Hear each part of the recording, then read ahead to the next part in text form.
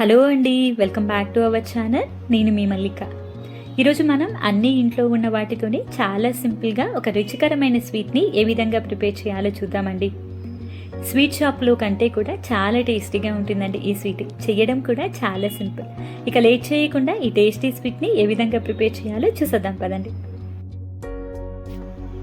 దీనికోసం ముందుగా స్టవ్ వెలిగించుకొని ప్యాన్ పెట్టుకొని దాంట్లోకి 1/2 లీటర్ పచ్చిపాలు పోసుకోండి.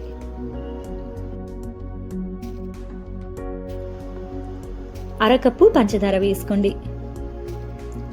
మనం చేసుకున్న ఈ స్వీట్కి అరకప్పు పంచదార కరెక్ట్గా సరిపోతుందండి. అలాగే ఒక 1/2 టేబుల్ స్పూన్ ఇలాచీ పౌడర్ కూడా వేసుకోండి. ఇవన్నీ కూడా బాగా కలిసేటట్టు ఒకసారి కలుపుకోండి. ఇలా మొత్తం బాగా కలిసిన తర్వాత ఈ పాలు అన్నీ కూడా మరిగేంత వరకు మనం మరిగించుకోవాలండి. చూస్తున్నారు కదా, పాలు బాగా మరుగుతున్నాయి కదా. ఇప్పుడు ఇందులోకి 1 టేబుల్ స్పూన్ నిమ్మరసం వేసుకోండి. నిమ్మరసం మరీ ఎక్కువ వేసుకోకండి, 1 టేబుల్ స్పూన్ కరెక్ట్గా సరిపోతుంది. స్టవ్ని హై ఫ్లేమ్లోనే ఉంచుకొని ఈ విధంగా బాగా కలుపుకోవాలండి. నిమ్మరసం వేసిన తర్వాత చూస్తున్నారు కదా, మనకి పాలన్నీ కూడా విరిగిపోయి ఈ విధంగా పన్నీర్ లాగా తయారవుతుందండి.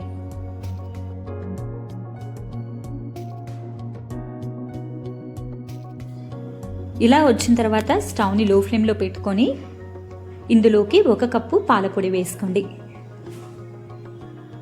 స్టవ్ని లో ఫ్లేమ్లోనే పెట్టుకోవాలండి, గుర్తుంచుకోండి. మీ దగ్గర స్పూన్ ఉంటే స్పూను, లేదంటే బిస్కర్ సహాయంతో పాలపొడి వేసిన వెంటనే ఈ విధంగా కలుపుకుంటూ ఉండాలండి, లేదంటే ఉండలు కడుతుంది, గుర్తుంచుకోండి.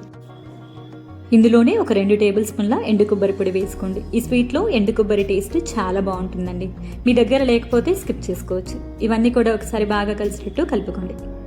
ఇలా మొత్తం బాగా కలిసిన తర్వాత స్టవ్ని హై ఫ్లేమ్లో పెట్టుకొని ఈ విధంగా తిప్పుకుంటూ ఉండాలండి. తిప్పుతూ ఉడికించుకున్నామనుకోండి, మనకి ఈ స్వీట్ తిప్పే కొద్దీ కూడా కొంచెం కొంచెంగా దగ్గర పడుతుందండి.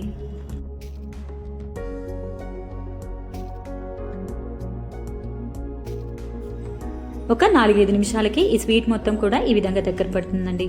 ఇప్పుడు ఇందులోకి 1 టేబుల్ స్పూన్ నెయ్యి వేసుకోండి, సరిపోతుంది.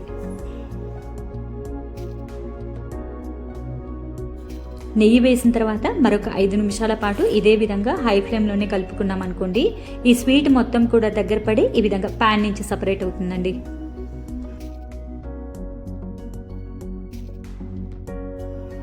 ఇలా వస్తే సరిపోతుందండి. ఇప్పుడు స్టవ్ ఆఫ్ చేసుకొని సర్వ్ చేసుకుందాం.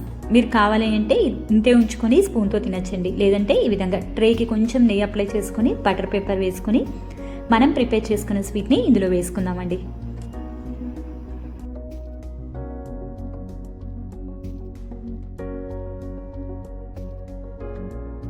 ఇలా మొత్తం వేసుకున్న తర్వాత స్పాచులా సహాయంతో దీన్ని ఈవెన్గా స్ప్రెడ్ చేసుకోండి.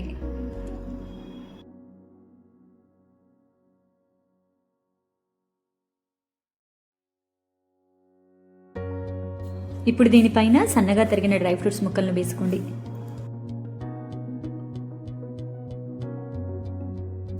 ఇలా మొత్తం వేసుకున్న తర్వాత మరొకసారి స్పాచులా సహాయంతో ఈ విధంగా ప్రెస్ చేసుకోండి. ఈ డ్రై ఫ్రూట్స్ ముక్కలన్నీ కూడా కరెక్ట్గా సెట్ అవుతాయండి.